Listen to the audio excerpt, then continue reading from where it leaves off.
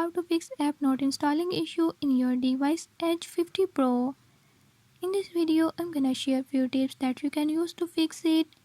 If you found these tips helpful, press the subscribe button and ring the notification bell. Make sure to watch complete video and learn how I can do it. Let's watch the video.